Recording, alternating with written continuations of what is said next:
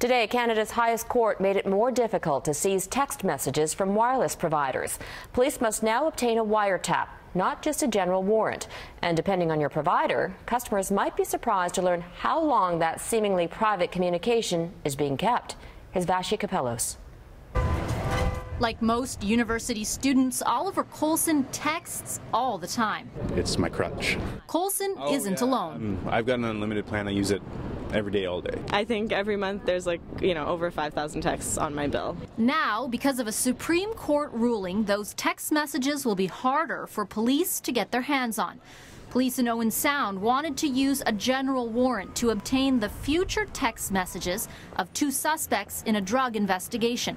TELUS said the police needed more to get those texts from their customers. They wanted a wiretap warrant, which is much harder to get. Today, the Supreme Court ruled in TELUS's favor. The thing to remember is this.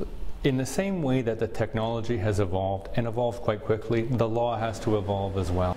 Police in Owen Sound maintained the intent was never to circumvent judicial authority. Writing in a statement, technology has changed the way in which we as a society communicate. As a police service, we must also evolve with technology. A point emphasized in today's decision, part of which said when it comes to the protection of privacy, there is no difference between voice calls and text messages. What I understand is that the court is telling us, look, the platform is not decisive of the right to privacy. Another interesting thing to come out of this Supreme Court ruling is the very fact that companies can keep your text messages at all. TELUS, for example, stores them for up to 30 days. I think that would be problematic.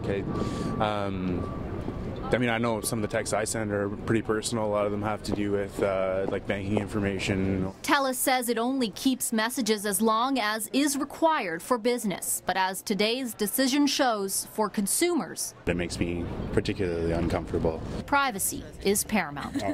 Vashi Capellos, Global News.